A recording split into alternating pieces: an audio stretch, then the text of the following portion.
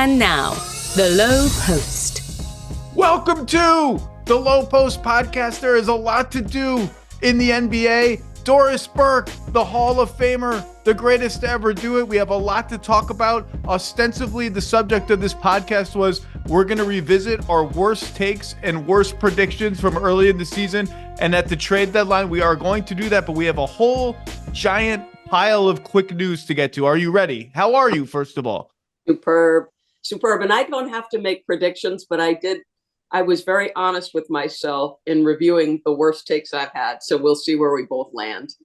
Let's start before we embarrass ourselves. News item number one. Draymond Green was ejected last night in the first 4 minutes of the Warriors' very important win in Orlando over a feisty Orlando team that benched its entire starting five early in the third quarter for quite a while. I sense, just based on the TV in my background today, that this has been quite a talking point throughout the day. Draymond's obligations to the team, Steph Curry's leadership has been brought into question in a few places, which I hate and don't even want to I hate that whole line of thought. The Warriors won the game without Draymond Green, without Jonathan Kuminga, with Andrew Wiggins playing maybe his feistiest game of the whole season, and with Steph Curry after a quiet game zigzagging in for a layup around Franz Wagner, then around Paolo Banchero the other way, and then the night down the sidelines, night to the whole crowd, three to win the game. The Warriors are fighting like hell, one game ahead, holding off the Rockets, who just, I guess, will never lose again. I'll let you just take the floor on Draymond Green. Where are we with this? So I had a couple of reactions to it. I did not see it live, Zach. I was on my way back from Washington, D.C. And my first reaction to it was looking at Steph. Because Steph, like most great players, though we see a lot of exuberance when he's happy, and in the last finals against Boston, we saw sort of some of that competitive toughness come out in different moments. But like most great players to me, Zach, Steph doesn't ever like to betray emotions that are negative or show fatigue or show any signs of weakness. And what struck me most, and this goes back to something that I had a conversation with Steph about at an earlier part in the year. So I can't remember exactly when. It's during Draymond's suspension. So obviously the load on his shoulders, which is always weighty, is even more elevated. And very casually in a pregame meeting with him, I happened to say, watching the last game, you look tired. And his head sort of snapped back and he goes, well, that's not good. That's not ever good if I'm showing that.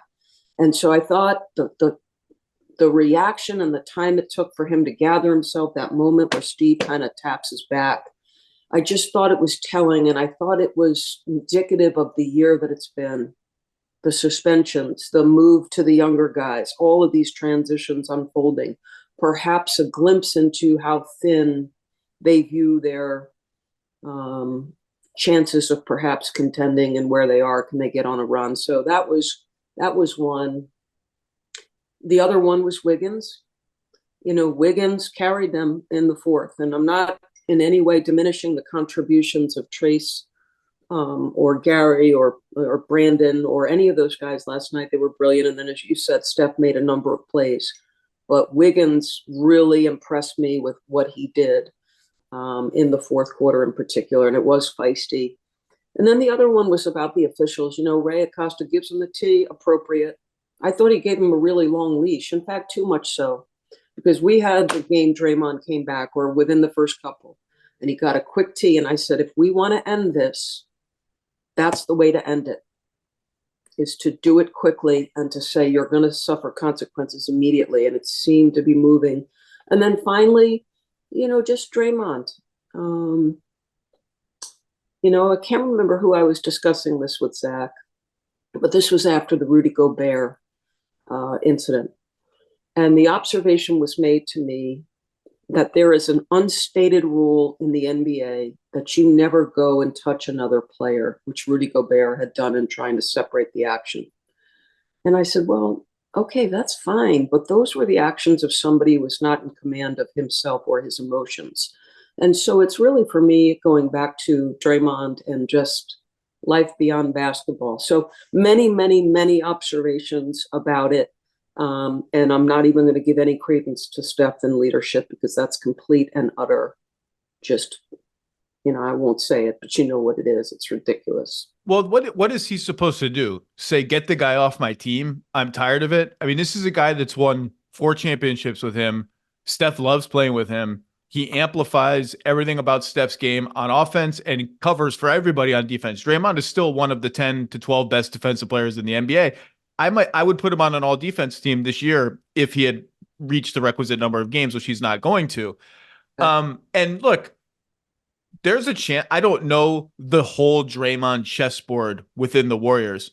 I do know that if he ever loses Steph, there's a good chance he will be off the team. Although I don't know what kind of trade value Draymond Green has. The whole league has seen this happen. I don't know that there's a whole lot of like rebuilding teams that are like, yeah, we're excited to pay that guy $25 million a year over the next 3 years. So I don't really know what Steph's supposed to do. I know that Draymond is a man in his mid-30s who knows what he's doing, and this is not Steph Curry's responsibility to like do everything for everybody at all times. He's one of the great leaders in sports. I don't know when this became something that we could question. On Draymond, I think Steph said it well after the game. He was emotional, and he said, look, we need him. We need him on the team. Like, we can't have this happen anymore. That's as close as Steph will come to saying, like, we're kind of tired of this. And I just want to revisit one thing that's been bugging me all year. Draymond is still really, really good. The Warriors are much better with Draymond Green on the floor. They are fighting like tooth and nail to hold off a Houston Rockets team that is young and fast and hungry and has won 10 games in a row. And they're lucky that they have banked the tiebreaker head-to-head on the Rockets already. Although the Rockets at least have 1 game left to try to close the standings. The Rockets also have a tougher schedule. The Warriors' schedule is easier. Rockets are, since I think March 1st, first in the league in offense, 4th in defense. They're just rolling through people. Amen Thompson is a revelation with all that space to work with. Look, I've done the Jalen Green thing. I love Jalen Green. I've always liked Jalen Green. They're feisty. They get in a fight like every game. Jabari Smith Jr. is getting in a fight with somebody every game, an altercation with somebody. I love it. The Warriors have to fight like hell to hold these teams off, and they need Draymond Green. And I remember, Doris, when Draymond, the big suspension, the Nurkic suspension, however many games it ended up being, Steve Kerr kind of has to play Kuminga. Finally, a lot of us have been lobbying for more Kuminga for a long time. He plays him and he explodes. Draymond comes back and tries to spin the suspension as, well, it actually ended up helping our team. It ended up helping the Warriors. We figured out some stuff about ourselves. And I understood what he was saying. It didn't help the Warriors. It hurt the Warriors. He's hurt the Warriors this year. If the Warriors miss the playoffs, the lion's share of the quote-unquote blame should go to Draymond Green for missing all these games. Some of it should go to Wiggins. Some of it should go to Clay. Some of it should go to the coaches. Some of it should go to Steph being in a shooting slump for the last month, which they can't really survive anymore. But okay, yeah, no, go ahead. When you're done, I want to get back to that. Finish your thought, but I want to go back to where Steph is at. I actually, a very cynical part of me last night, Doris, is this was happening. And I was watching the game live and I was texting you. And I was watching the game live and I'm like, you could tell he was going to get ejected. He was not going to drop it. He was repeating the same thing in Ray Acosta's face 100 times. Normally I would just like go pay attention to another game for 5 minutes while this gets resolved. I wanted to watch it because I knew he was going to get ejected and I knew he was going to deserve it.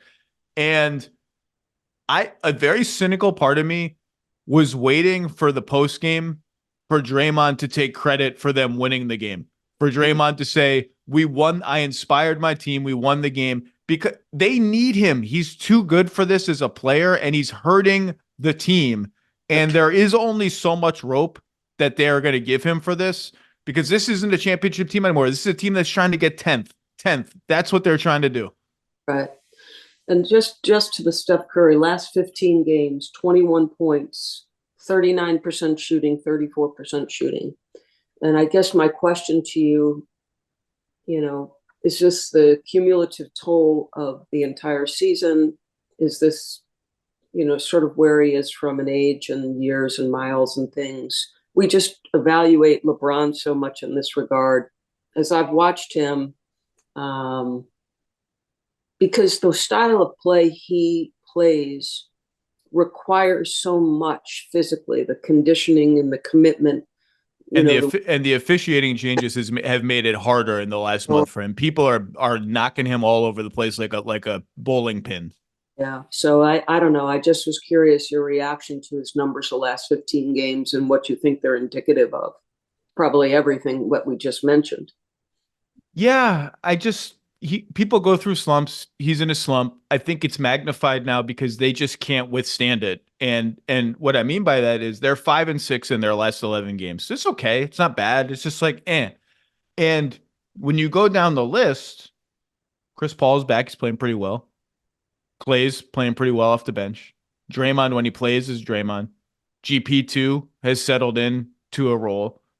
You know, Wiggins hasn't played well, but like Pajemski's playing well. Jackson Davis is playing well. Kuminga is Kumingaing all over the place. Like the machine seems to be working, and yet it's not producing wins in a total that even makes them safe for the 10th seed.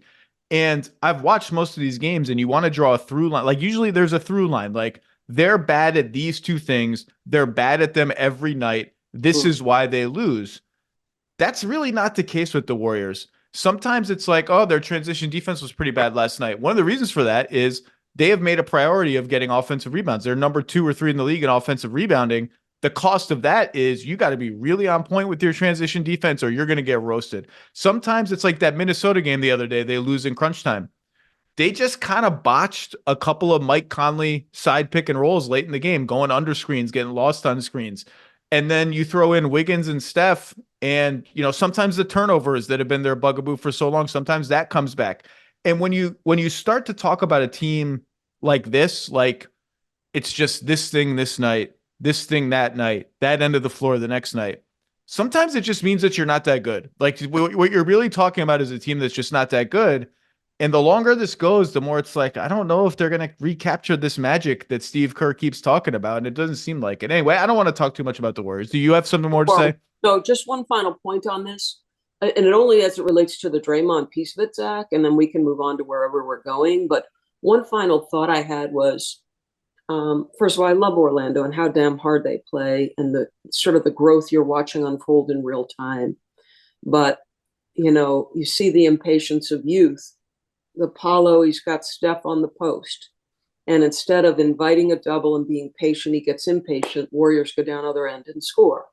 Then very quickly, you know, it's a shot clock violation. Again, Warriors go down and score. I guess my point being, Draymond is obviously, you know, getting a lot of attention today. I wonder how much worse it would feel inside the organization and the going at him if they were not able to pull that win out. You know, this goes to narrative and the thin margins or nature of the little twist here, a little turn there in the NBA, and it feels so different. So that was just my final point. That's why I'm Draymond. I'm wrapping up Wiggins and all every saying.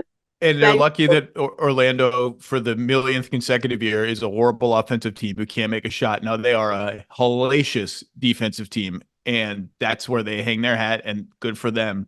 But they had a cold game, even by their standards, last night, and the Warriors benefited from it. They did win the game, and I guess that will be sort of what gets remembered about last night. And I just want to be clear, like, Draymond's one of my favorite players of the last 15 years. I've learned a lot about basketball watching Draymond Green play. One of my favorite things I've ever written, maybe my single favorite thing I've ever written, was a piece before the finals in 2019 where I got to interview Draymond for a long, long time. And we went through 10 plays together from that playoff run that he was involved in. And he talked me through what he's seeing in those plays. Seemingly unremarkable plays, some of them, but why I thought they illuminated what he is. I've enjoyed talking to Draymond over the years. Like I really, really love him as a basketball player, and I don't want to come off as like the guy on his high horse being like, you're costing the Warriors a team and your legacy and this and that. He just needs to be on the floor, and there's just that's just it. And I Similar moment when I did a film session with him and just watching him cycle through the decisions he's making in real time, the speed, the multiple efforts. So couldn't agree more. It's why I mentioned his personal life. Like that was what Steve touched on after the final, the big suspension. You just want his happiness because he has been great. A couple of other news items to get to. Maybe you have no takes on them. Maybe I just want to say them now. From the Department of You Can't Make This Up, for what seems like the 17th time, a deal that Glenn Taylor had in place to sell the Timberwolves has fallen apart. And now, Doris, there's arguing from a I'm just going to read John Krasinski, my guy at The Athletic, All Things Minnesota. Right. I'm just going to read his Twitter account. A spokesperson on behalf of Mark Lowry and Alex Rodriguez, who were supposed to buy a controlling interest in the team and apparently, according to them, secured the financing to do it, maybe in time, maybe not, who knows. We are disappointed with Glenn Taylor's public statement today. We have fulfilled our obligations, have all the necessary funding, and are fully committed to closing our purchase of the team as soon as the NBA completes its approval process. Glenn Taylor's statement is an unfortunate case of seller's remorse that is short-sighted and disruptive to the team and its fans. Glenn Taylor just said the team's no longer for sale. Glenn Taylor then tells The Athletic, we're just saying we had a contract with you guys. You've had your time, and this is the end of the contract, and we're just kind of go on running the way we've been run. I just think I built this team. We've got the players now, and it appears to me that we should have a very positive run for a number of years, and I want to be a part of that. I have nothing else to say other than the Timberwolves are one of the great soap operas in all of sports. It's a running joke I had with John Krasinski. Every time I have you on, something crazy is going to happen. It took a week. Something crazy happened. News item number 3, LaMelo Ball, who has played 184 games in 4 years and 58 games in the last 2 years, according to the team, and then Woj, is going to miss the remainder of the season, meaning he will have played, again, 58 games combined in his third and fourth seasons in the NBA, 22 this year. Any reaction to that, Doris? Well, my first reaction to the Wolves is I hate it given where they are in the standings and the year they've put together and the way they've comported themselves in the absence of Karl Anthony Towns. I'm not going to get involved in the nonsense of the ownership. I just really like the team. I like Chris Finch. 7-3 without Karl Towns, by the way. I've been loving the way Naz Reid is playing. To watch Anthony, play is just a joy for me. Beyond the skill set, it's his charisma. It's everything about him. And so I just don't like that this is going to be a part of their story moving forward as we move to the playoffs. LaMelo, you're shocking me. I didn't realize how few games he had played over the last 2 years. And I thought I know you mentioned that to me. You go where you want to go with him. I'm just disappointed as a fan. So I'm not exactly sure what's going on. Obviously, he's injured and he suffered a very serious ankle injury. Wasn't just a sprained ankle, it was more than that for what I've been told. At some point, he and everyone around him and the team and everyone involved is going to have to decide, like, is this going to be like a serious thing? Are we going to be like a serious team? And part of that is just going to have to be, he's got to play more. This is 2 lost seasons for him. Yeah. And the sad part about this for me, he was one of my most intriguing players for the season. I have this column every year I write before the season, my 5 or 6 most intriguing guys for the season. And he was in it because I think he's been characterized in a lot of corners as just sort of a carnival act and not a serious basketball player. And I understand why. He's like a riverboat gambler on defense. He takes a gazillion threes. He hunts the highlight passes, all that. And the team stinks all the time. But I look at him and you just can't find 6'7", 6'8" with that combination of vision and shooting ability. You just can't find it. It's very, very rare.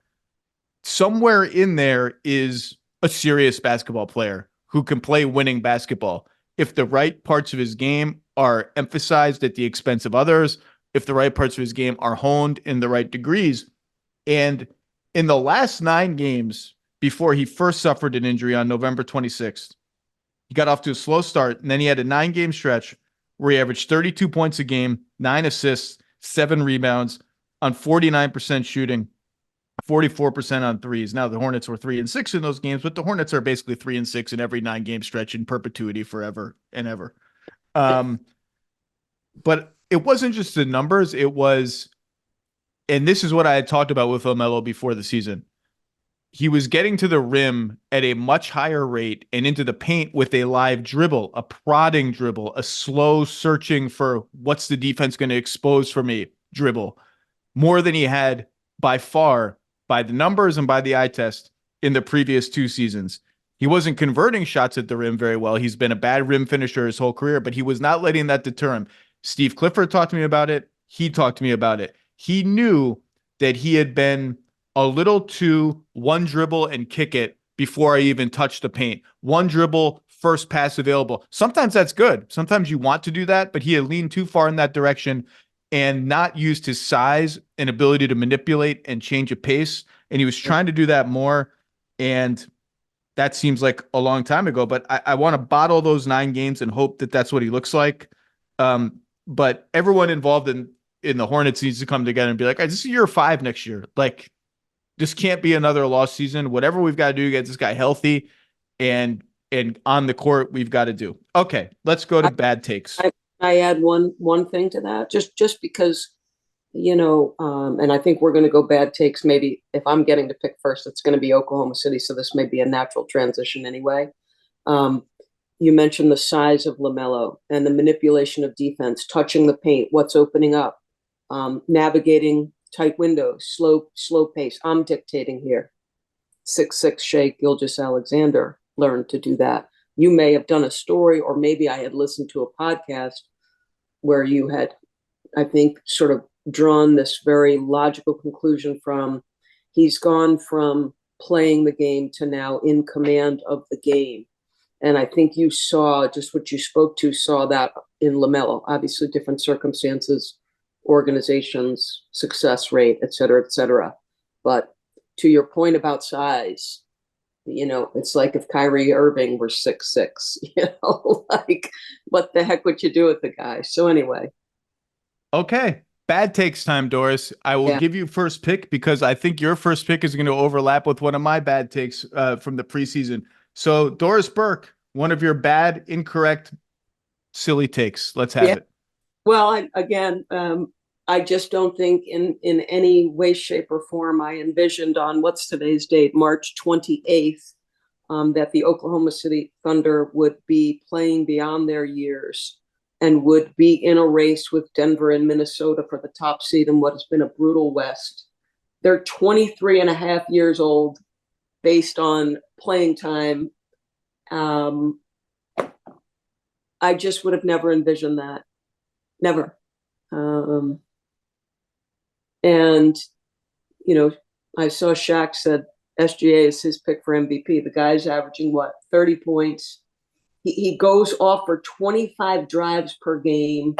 I love the entire vibe of the team. I love how relentlessly they drive and kick. I love that Chet is way tougher than I ever expected him to be. And I think the first glimpse we got of that was the first exhibition when he and Wemby went at each other. Jalen Williams has been a revelation going back to last season. The size, the ability when Shai sits to give them, ball handling, versatility, pick and roll action. And I guess the one intriguing storyline about this team is the playoffs and what will it look like for them in the playoffs. I think we saw some of the challenges that they'll face. We saw it in the Milwaukee game. The repeated driving into size became problematic. The rebounding that night was problematic. But I just love everything about this team. The number of assignments Dort takes on. And then the other part of this was the Josh Giddey numbers of late, and I had written it down. Maybe I won't find it. They lose Wednesday, but career high 31 points. But since March began, what is he averaging? 15 points, 56% shooting, 40% from three, Zach. and he's getting the most space on his threes of anybody in the league, over 9 feet of separation from the nearest defender. Will his shooting hold up in the playoffs? I really don't know. But I had this team a couple of weeks ago on a Sunday, and I had, been dying to have them in person. It's one thing to watch them when you're at home and you're reviewing tape or whatever.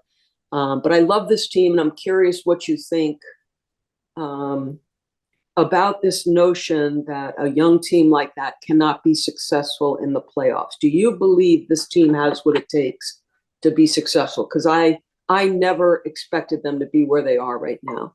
First of all, I shall do you one better on dumb takes, Doris Burke. I took the under on Oklahoma City's win total before the season, and I believe the line, I believe it was 45.5, maybe 46.5, maybe 44.5. They have won 50 games already. Yeah. I'll take the L on that one. Like Michael Malone says, I'll take the L on your way out. Enjoy that L. And I did it only because of their youth. I just couldn't imagine, even though all the ingredients, like some people called this, Bill Simmons most particularly was like, this is going to be a 50-something win team. I was just like, that just seems so far ahead of their skis. And now they're there, and the number 1 seed is in play for them, which is big because, well, I think it's big because if I'm them and I'm looking at playoff opponents, I know the Lakers have played them pretty tough in the size and the toughness and the physicality. Phoenix and Dallas scare me more for them than the Lakers do. But to their credit, the question has advanced to the question you're asking, which is, wait, can this team like make the finals or the conference finals? Can they make a real run, or is their youth, other than SGA, who's 25 and has been in the playoffs before, is it going to be the impediment that it generally is for most young teams?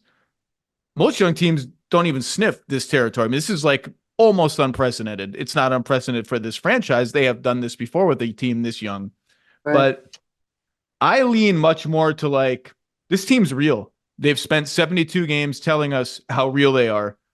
There's nothing about their style of play that I think would not translate to the postseason. Some people might say, well, are you going to force that many turnovers against really good teams? I think they'll force enough.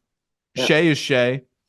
If there's anything that worries me about them, not worries is too strong, because I think this team can go second round, third round, whatever in the playoffs. I think they could also lose to Dallas or Phoenix in the first round. That's how good the West. By the way, the West, it's interesting. We're having this setup in the West where, like, if the standings held as they are today, which we don't know, you could, if you wanted to, make a very strained comparison to last season, where the number 1 seed is this. Everyone knows Denver's a juggernaut now. People thought they were a pretty goddamn good team with home court advantage. Then number 1 seed, don't want to play them. Numbers 2 and 3 would kind of be these, like, in Oklahoma City's case, inexperienced, in Minnesota's case, unproven. Like, oh, are those vulnerable? Are those teams vulnerable? Much like last year when people looked at Memphis at 2 and Sacramento at 3, said, oh, they're vulnerable. Turned out they were vulnerable. Now, I would say that's apples to oranges, because these teams, in terms of win totals, they're both going to blow past Memphis. They've already blown past Sacramento last year. In point differential, they're going to double up Sacramento and almost double up Memphis in some cases. Memphis was banged up on the front line. No Brandon Clark, no Steven Adams going into the playoffs. So those teams are distinct from last year's 2 and 3 teams. They're just better. On the other hand, 7, 8, 9 in the West are way better than 7, 8, 9 in the West were last year. So it's a very interesting conference. Now, what worries me about OKC, you mentioned Giddey. Giddey's on a run right now. You mentioned Dort, and Dort is a cinder block with arms and legs and a jump shot that somehow has gone in from 3-point range 39.7% of the time, despite the fact that it looks like it's going to leave the arena and go into the atmosphere when he throws it up. I worry a little bit about I'll call it their pop quotient, their amount of pop that they have off the dribble once you get to their third best guy. So Shea is Shea, J-Dub is a stud. Yep.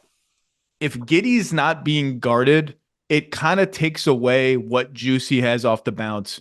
Dort's Dort can attack a really scrambling closeout, but he's not really an off the bounce guy.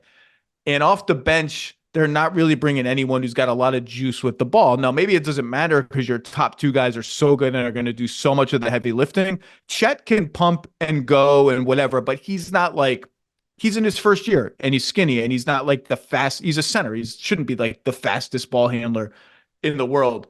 That and the backup center roulette of today it's Jalen Williams 2.0. Maybe it's Kenrich Williams at the 5. Here's Mike Muscala for a cameo. I kind of forgot he was on the team.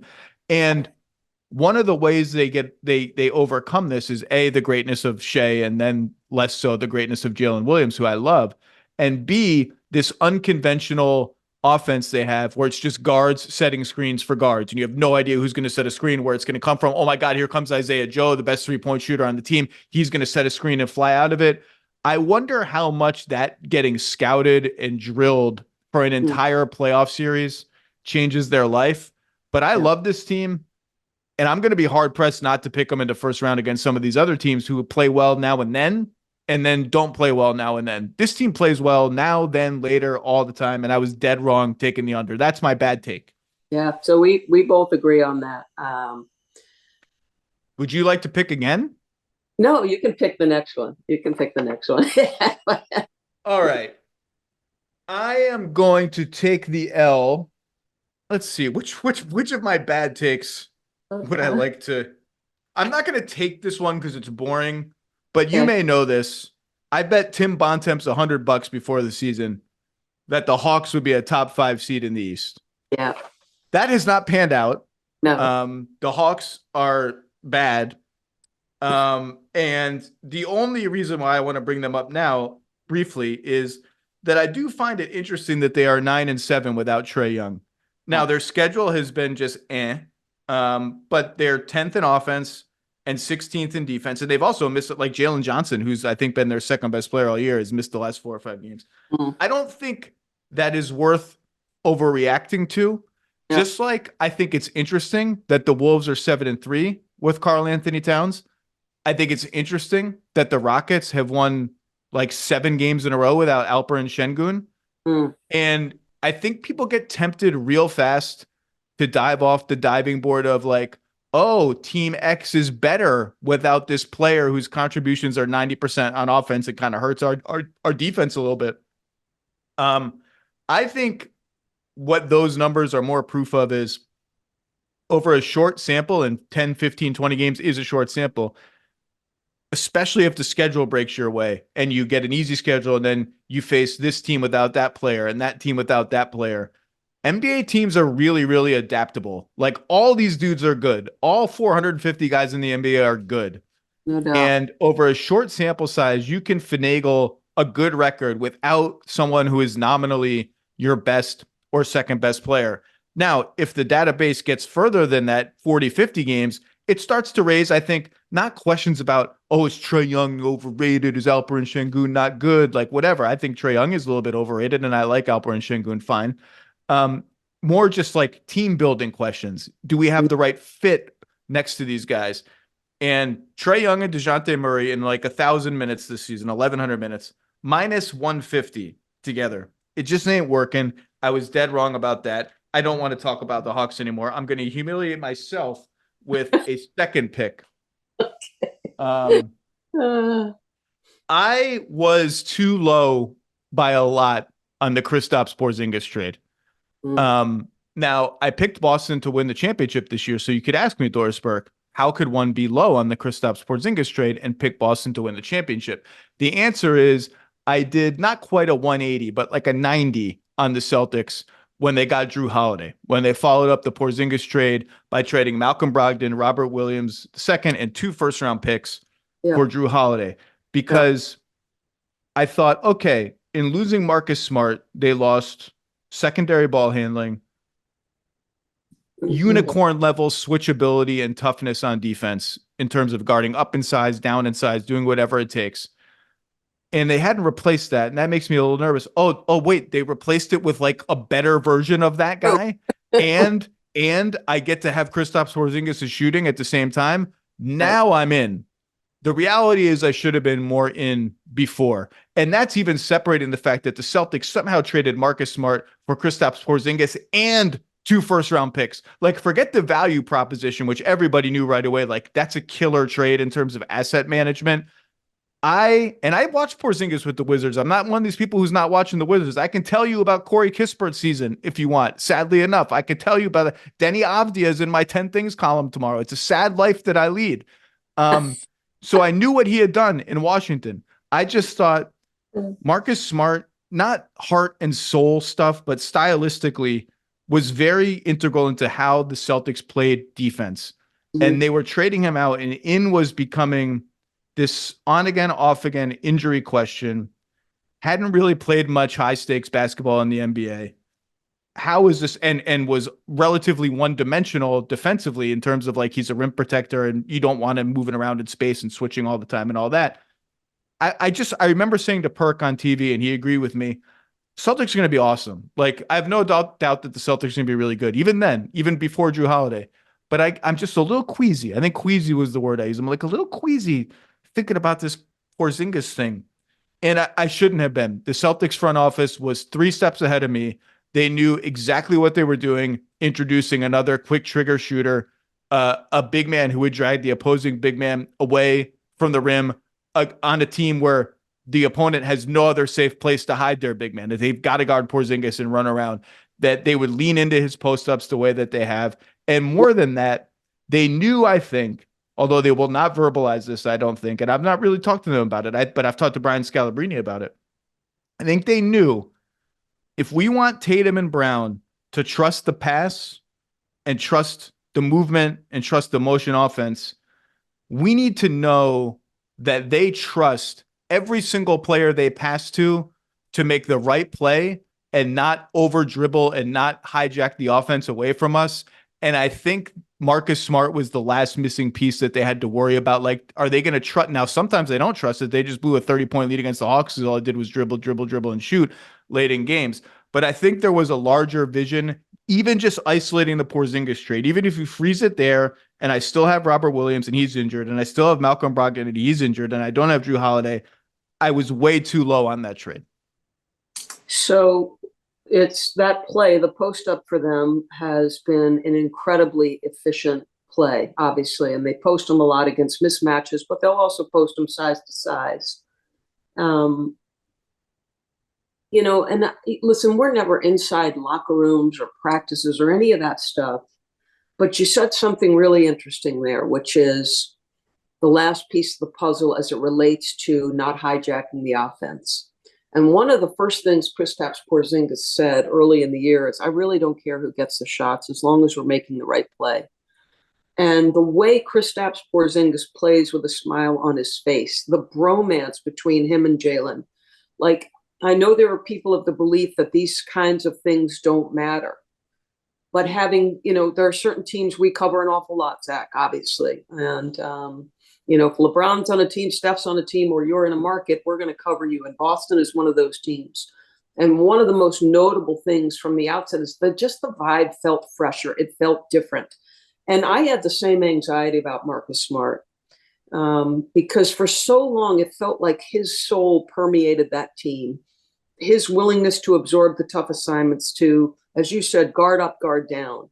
And it is amazing, like, the ton of credit to their front office, because it's like a parent will tell you, you know your child better than absolutely anybody else. And if your instinct is telling you something, then you go with that instinct. And I would assume it is somewhat like that for front offices. You are there every day. You're watching body language. You're watching reaction between teammates. You're watching reactions between player and coach. And the other thing I feel like is totally different about the Celtic team, and maybe I'm crazy and it's really just observational, it felt to me a year ago like Joe Mazzulla, because of the timing of him being named, was managing a season.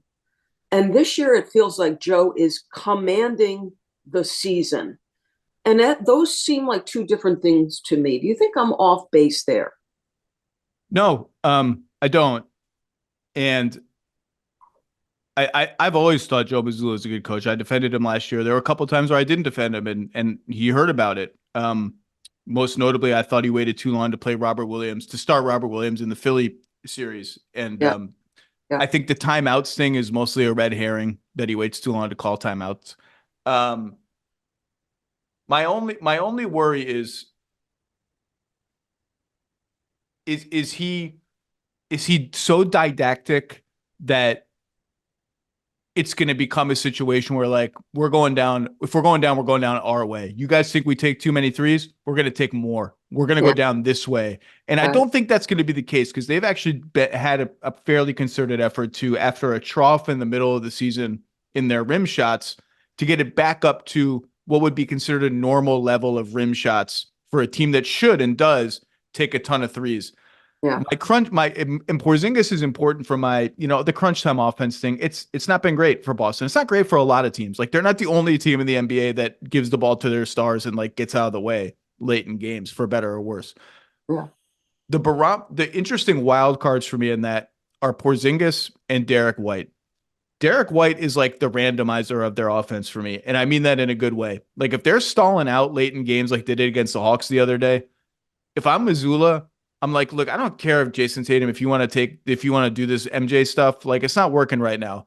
Derek White, start running around and setting screens. Start setting flare screens. His 2-man game with those guys as a screener is become the foundation of their offense. And the second one is Porzingis. Get in the game and go set a ball screen.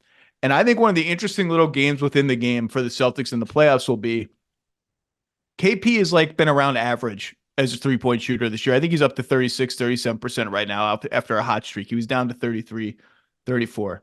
I think they're going to come into a defense who kind of treats him like Miles Turner and just says, we're just going to kind of not dare you, but we're going to let you take open above the break threes instead of, and this is what you'll see when the Celtics really get rolling.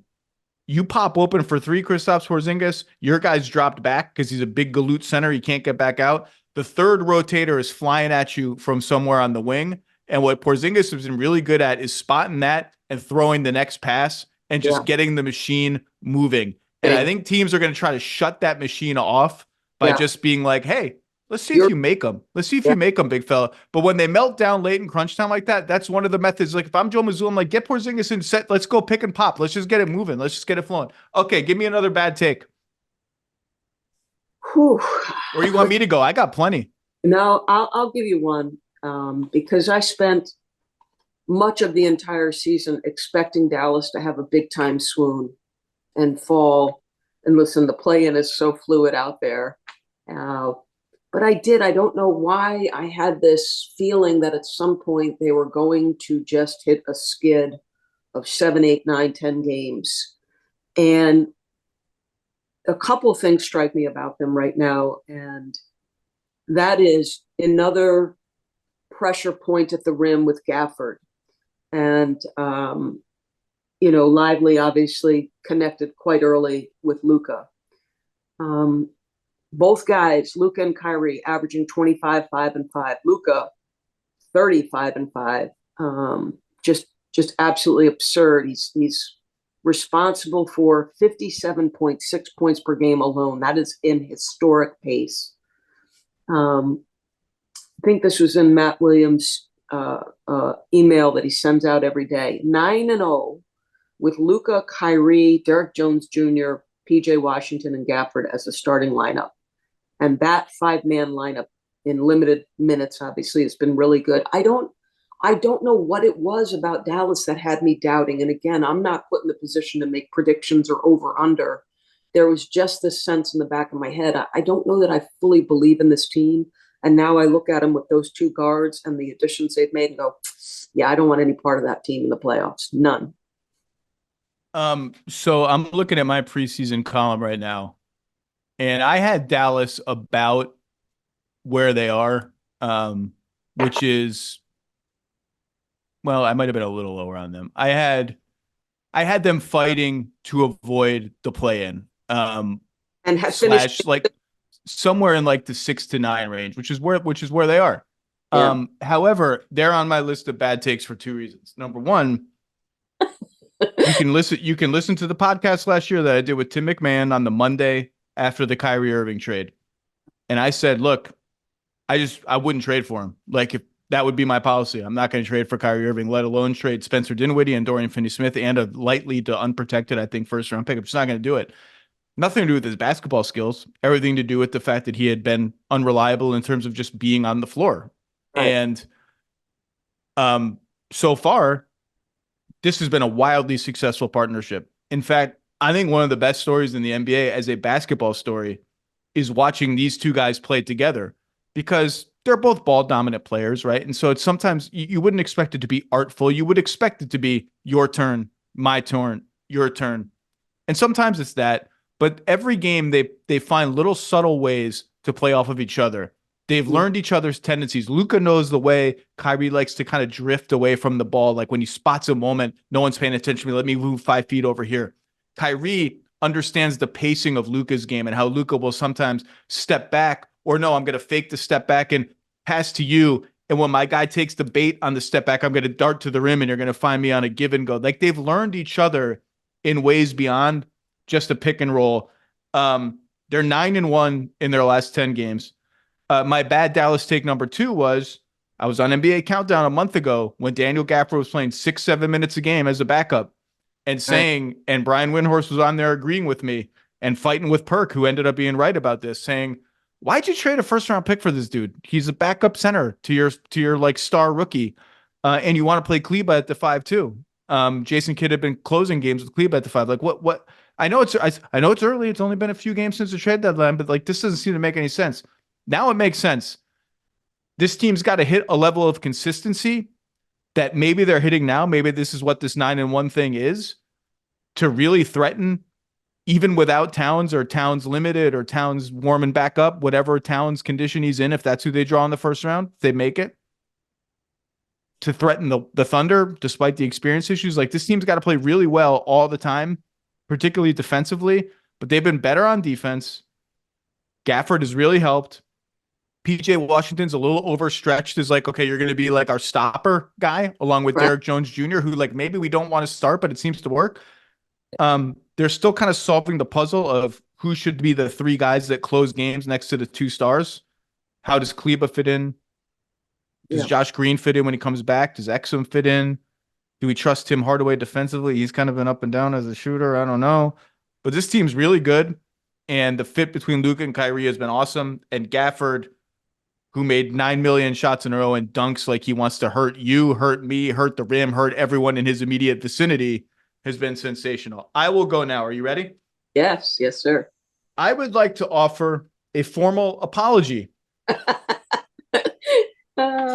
When I talked about the Lakers all season, I urged Darvin Ham, from before the season, that his 4 best players, his best foursome together, were Austin Reeves, LeBron James, Anthony Davis, and Rui Hachimura. When he brought Austin Reeves off the bench for a little stretch there, I said, this is nonsensical. You've got to start him. I don't care that it worked for a little bit. Like, he's one of your 4 best players. LeBron needs more ball handling around him. You got to start Austin Reeves. He's him. That's what he said. I'm him. And when Hachimura was playing like 18 minutes a game off the bench, it's like, what are you doing, man? You paid this guy all this money. He couldn't miss a shot in the playoffs. He's a multi-positional defender. He's getting better all the time. Why is he on the team for? Why is Cam Reddish and Taurean Prince playing all these minutes? Where's Hachimura? A name that I took for granted, a name that I never mentioned, a name that I mentioned, if I mentioned him at all, as a trade candidate, as a fungible piece of basketball player to get me a better piece of basketball player, was D'Angelo Russell. And D'Angelo Russell shut me up, shut all these people up, at least for now. Now, he got played off the floor against Denver, and teams are going to target him defensively. He still does not get to the rim or the line very much. But goddamn, the guy is shooting 42% on threes. He broke the Lakers franchise record for most threes, 46% overall, 18 points, 6 dimes. The Lakers are 9 games over 500 all of a sudden. You want to laugh at the Lakers? But, we talk about the Lakers too much. They're a mediocrity. They're doo-doo, like Perk said. They're not doo-doo anymore. They're 9 games over. That's not great, but it's also not mediocre. This looks like a good team. Their starting 5 is +5 per 100 possessions. And D'Angelo Russell, look, he might not be your cup of tea. He might have some weaknesses in his games. in his game. He's going to get hunted on defense. The guy has done way more than his part and proven to be a big asset on a team that has found itself and found its offense, Doris, after 3 years of pretty bad, mediocre offense. Yeah. They're number 2 in the league in offense for like the last 2.5 months, and he's a big reason why. I've got to give him a ton of credit because, and then I'm probably going to like make a little bit of fun of him, and D'Angelo, forgive me. I'm going to give him a ton of credit because these guys are human. He was in every trade scenario, as you said. He had to play through that. I'm not necessarily buying, the narrative out of Los Angeles that we were behind him the whole way. I think that's a thing that's a narrative that's happening. Well, there was a story, that big story that came out. Dave McMenamin did the big D'Angelo Russell, and he was pretty boisterous about his relationship with Darvin and how I enjoyed that story quite a bit about Dennis Schroeder. Dennis Schroeder was like somehow the villain of this story, like getting into all this Dennis Schroeder catching with shrapnel from this. Right. I was going to tease him because I had him the next day. I had him the day the story came out, and he was like 2 for 6 and a non-factor in the game I had him in. I believe it was at Sacramento without LeBron. I could be skewing the details here. But and he's going to have to prove it, right? He's going to have to prove in moments that matter, because I've had him in stretches of games this year where I literally one time said, you have to watch D'Angelo's decision-making here. It's inside 5. It's a crunch time game, and he makes 2 mistakes in a row. And those are the things that people point to with D'Angelo. Can you trust him? Will he guard? Will he stand up defensively? But a ton of credit to him, because there have been games without LeBron that he's had a heavy usage. He's delivered scoring. It is so critical that he and Austin Reeves take some of the pressure off LeBron, handle the ball for long stretches to give him enough rest.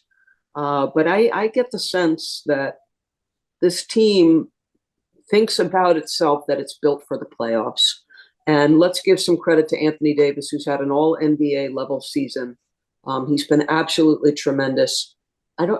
Somebody was talking about him defensively and just where he is all the time. He's had an incredible season.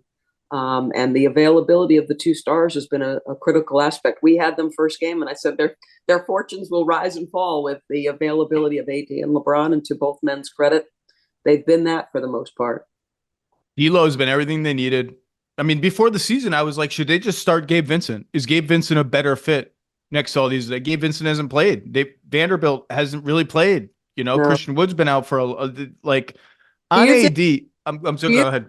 Oh, I just wanted to ask you the Vanderbilt piece of it, just in how critical the assignments were he absorbed through their playoff run last year. Like, how dangerous do you really believe the Lakers are, Zach? And then do you believe that Vanderbilt has to be back in order to elevate that ceiling? Well, I don't think this conversation really starts unless they, make the playoffs. And right now their goal is catch the team that we're about to talk about, Phoenix, or maybe Sacramento for the 8th spot. We should mention Dallas and Sacramento are playing again tomorrow in the second game of a baseball series that is critical. If they draw Denver, they're out. Like, they're just not beating Denver. To have any kind of puncher's chance, they got to draw somebody else. I think they could have a puncher's chance against some of those teams. They've played Oklahoma City well. I think Minnesota is a problematic matchup for them because Minnesota's like, oh, you're big and physical. Try this. Try us. They beat, and we've seen Anthony Davis, with Domas Sabonis and other physical centers. Like, that's a challenge that affects his ability to be effective, no question. But I keep saying this about the Lakers. Like, winning 1 series, it's great. Winning 2, 3, and 4, you got to be so good, so consistently, and so healthy. And they haven't shown that yet. I'm glad you brought up Anthony Davis. The Lakers' 2 best wins of the season, by coincidence, please do not read this the wrong way. I think their 2 best wins of the season have both come without LeBron James. One came without LeBron James and Anthony Davis in Boston. The other was that double overtime game in Milwaukee the other night, where Anthony Davis made I'm a first-team All-NBA player statement to the voters. I'm not saying I'd put him in that 5th slot for first-team All-NBA, but that was a statement over 52 minutes, limping around, dominating the game, swatting everything that the Bucks tried to do in crunch time. One thing that was interesting in that game, Doris, I don't know how much this has been brought up. Giannis set 45 ball screens in that game. The most he has ever set in any game ever by 9. It's not even close. Yeah, wow. And I thought it was interesting because we've all been calling for more of that as the season went on. And I think they overcorrected in that game. I was like, can we just get, like, there was one possession where he had D'Angelo Russell stuck on him in a cross match. Apologies to D'Lo. Here you are catching shrapnel again. And they went into a pick and roll, and I'm like, just throw the ball to the 7-foot Greek dude with D'Angelo Russell on him. Don't go screen for Damian Lillard. And I thought the offense got a little away from him. The ball got a little away from him, and it got a little jumper happy.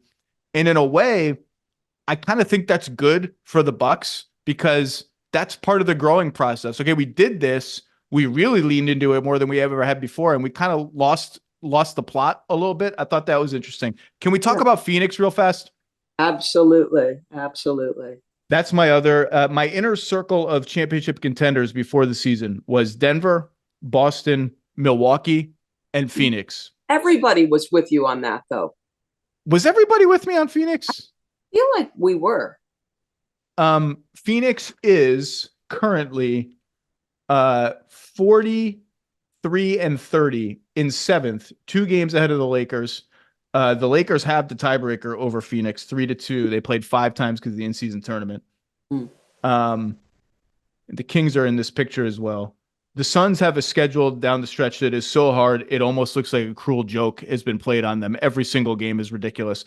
And yet they say it last night on the game. Second hardest schedule by winning percentage to close a season in the last 30 years, Zach. And yet, on paper, the hardest of those games, it doesn't get harder than at Denver. Now, they got at Denver without Jamal Murray, which is a big deal, but they won, and they won going away. Yeah. And although their offensive numbers were only so-so in that game, it was one of those games, unlike the Spurs lost the previous game, where I thought the process was good.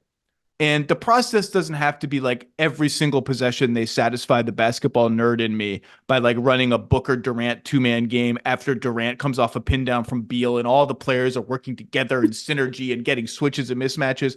It can just be as simple as if we are going to run a Beal Nurkic pick and roll or a Booker Nurkic pick and roll, or in last night's case, a Eubanks pick and roll, just make the decisions fast. So kick it to Grayson Allen. Grayson Allen pump fake drives, kicks it over to Bradley Beal, pump fake drives, kicks it to Eubanks, dunk.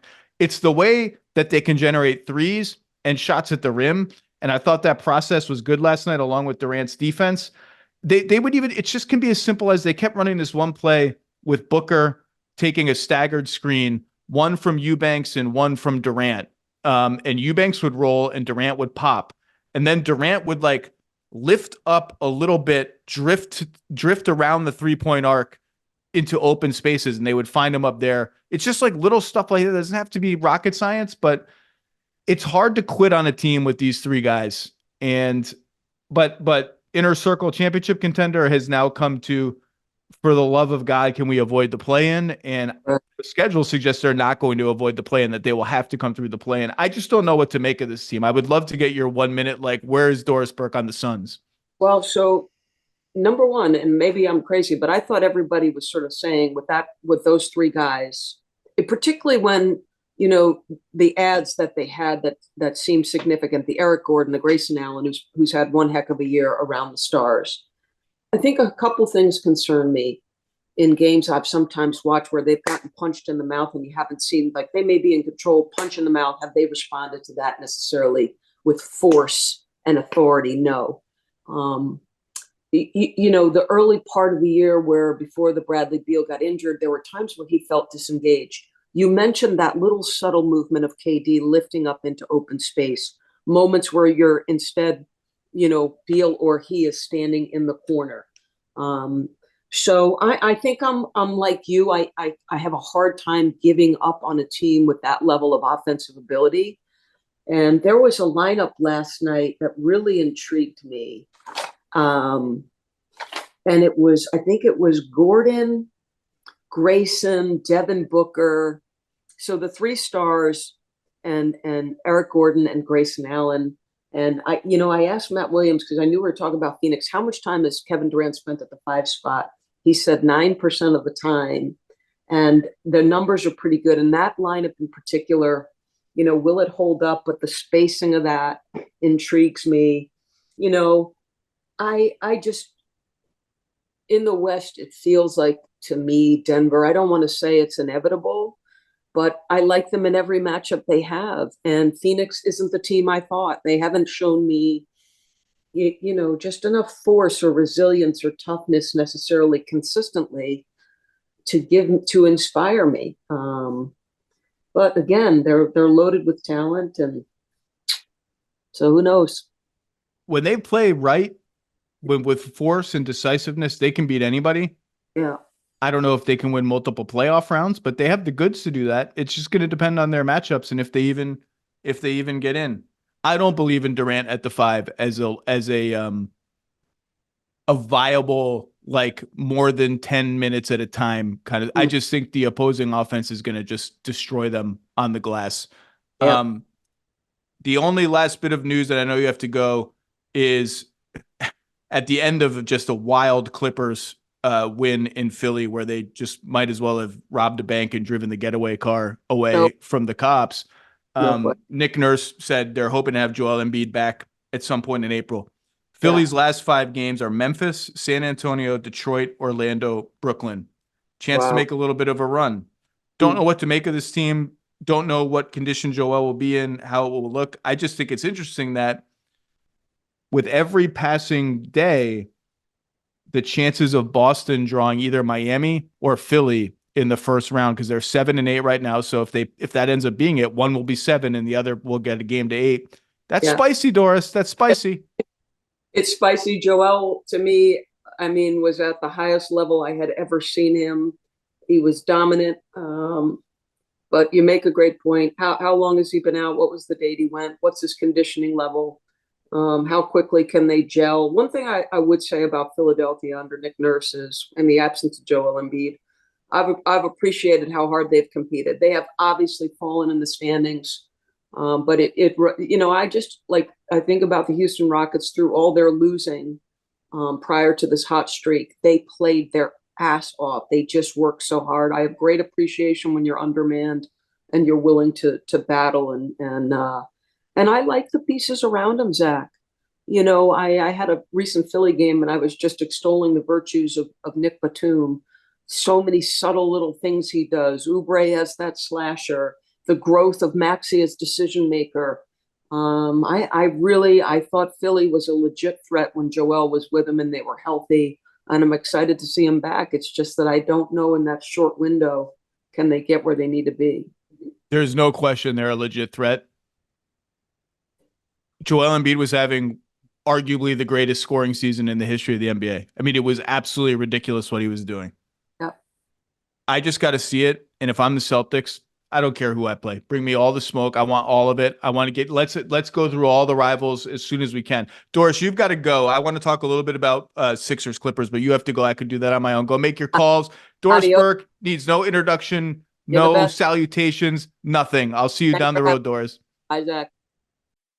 All right, say goodbye to Doris. She's got to go. I wanted to spend 5 minutes talking about the Clippers-Sixers game, which obviously, first of all, gave us an all-time Kelly Oubre Jr. and real NBA heads will remember Larry Sanders pointing at all the refs with the thumbs up 10, 12 years ago. I don't know how long it was. Kelly Oubre, I think upgraded the Larry Sanders meme, yelling at the refs for the non-call, which the refs later admitted was a bad non-call and that Kelly Oubre should have shot free throws at the end of the game. But just to win that game, the Clippers needed multiple sensational Kawhi Leonard defensive plays, multiple Kawhi Leonard and ones. Tyrese Maxey to fall over on an inbounds play with the lead in the last minute of the game, leading to an Amir Coffey steal, 1 out of 2 at the line. Sixers inbound the ball, and it gets knocked out of bounds off Kelly Oubre by Paul George. They review, they overturn it. Just a million breaks for the Clippers to beat the Sixers and derail a Nick Batum revenge game by 1 point on the road. We're talking about all these teams in the West. Consistency. The Lakers haven't shown it. The Warriors haven't shown it. By the way, I should have mentioned this with Doris. You can feel the Warriors kind of adjusting to, and I talked a little bit about this with Steve Jones the other day, to, all right, we have kind of two non-shooter-ish people in our starting lineup, Kuminga and Draymond Green. That lineup has worked really well, but there are times you feel the crunch. You feel the Warriors adjusting to all sorts of different lineup combinations that haven't played much, that have three non-shooters, that have guys that are unfamiliar with each other. It's not easy to do that. In the regular, Gary Payton, Trace Jackson Davis, and Kuminga all together with the Splash Brothers. What does that look like? How does that work? I think that's part of the reason the Warriors have been so up and down. But all these teams, we're talking about consistency. The Lakers, well, the Mavericks, they're starting to show it. The Kings have been up and down. The Suns have been up and down. They every time they're 4-1 in their last five or whatever, but the one loss was really bad. The Clippers are the one team of all of these sort of old lions of the West, the Lakers, the Warriors. The Suns aren't like an old lion, but they've traded everything like most old lion teams have. And they have an all-time legend in Kevin Durant. The Clippers are the ones among them who, A, maybe have the most at stake of all these teams, and B, the only one among them for a prolonged period of time, 30-something games, demonstrated a championship level of consistency. I think they were 26-5 over 31 games after the initial anti-honeymoon with Harden when they couldn't do anything. And that was when Ty Lue said a quote that I will continue to cite as one of the most incisive quotes of the season from any coach, as simple as it is, trying to diagnose why the Clippers were 0-5 with Harden. Said, we can't walk around on offense. Since that 26-5 stretch, they are under 500 by a game or two. I can't remember exactly what the record is at this point, but it's not good. Part of that is Russ has been out of the lineup for a prolonged period of time, and everyone else has missed 2 games here, 3 games there. Literally everyone has missed 2 games here, 3 games there. And so they're playing PJ Tucker. They're suddenly Bones Highland exists. Suddenly they're playing PJ Tucker with the traditional center and Russ. That's never going to work. There's no shooting. They've lost something. They've lost a pop and a flow and a rhythm that they had in that 26-5 stretch. This is never going to be the most dynamic offensive team. They have 3 guys, 2 guys really, who've always thrived playing one-on-one and controlling the ball and controlling the offense. Paul George can play any number of style, any kind of style. But they found the right blend of like, all right, we're going to start with the Harden Zoo pick and roll. And Zoo's play has not been the same since he had a little quick stint out of the lineup. And that's kind of a big deal because they need to trust Zoo. And if they don't trust Zoo to play heavy minutes, the whole conception of the team kind of falls apart. But, Harden, Zoo, pick and roll. Okay, maybe that gets Zoo a dunk. Maybe that gets Harden a step back. Maybe it kick the ball to Kawhi over here. Kawhi gets to attack a catch and shoot 3, attack a closeout, or we transition into a Kawhi, whoever, 2-man game that gets him a mismatch. There was just more pop and flow, running when they had the chance to run. When they even just running their sets, and you still see them do it. Like they'll run their sets where we're just going to run a cross screen into a pin down screen. You got to run that with force. You got to run them fast. You got to hit the screens hard, and you got to sprint off of them. And sometimes they do that, and sometimes they don't. When they don't, they're just relying on their talent, and that's not going to win them 2 and 3 playoff series. When they do it with force, it's still like predictable, and that's okay. The Clippers don't have like a lot of randomness in their offense, which they could use, but they just need whatever flow and chemistry they had. They've lost it, and I think it's tempting to just say, well, they can just flip a switch. They're a veteran team. They're all deep playoff experience at the top of the roster. They know how to play. They know they have proof of concept in that 30 whatever game stretch. They'll turn it on. I hope so, because it's been a while now. In fact, it's been about as long in mediocrity as it was playing championship level basketball. And that Sixers win, which required so much luck and so much toughness at the end of the game, was not encouraging to me in that sense. And they've got to get it together because they're staring at New Orleans in the first round, and home court in that series is kind of up for grabs. And New Orleans has been playing great. And after that, it doesn't get any easier depending on how the matchups flow.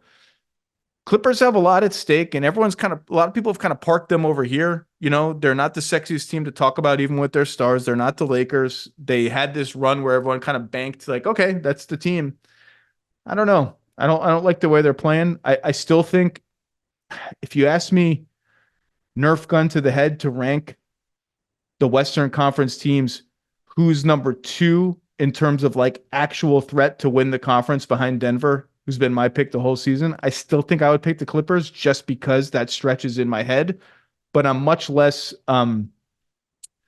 convinced of it now, especially I'm looking at the standings, especially if Minnesota has played without Towns. The Thunder continue to play so well. The Pelicans continue to play well. Dallas is rising up. I don't know. Doris had to go, and I had some Clippers thoughts. I haven't liked the way they've been playing. I think their defense hasn't been the same. Harden's defense has slipped a lot. He came and for 20, 25 games was like, I'm buying in, I'm all in, and it hasn't been there. Maybe it's just the doldrums. Ty Lue is playing, I think, more lineups where it's just one of Harden, PG, and Kawhi on the floor. I think that's going to need to be 2 almost all the time when the games really matter. Hasn't been enough of Terrence Mann lately. I just feel like he's just a jolt of energy for them all the time. Feels like they're searching a little bit more than I'd like them to be searching on March 28th. That's all. Okay, that concludes this rambling end of the Lowe Post podcast. Thank you to Doris Burke, the Hall of Famer, the one and only. We will talk to you soon. Enjoy the March Madness and a weekend of NBA basketball.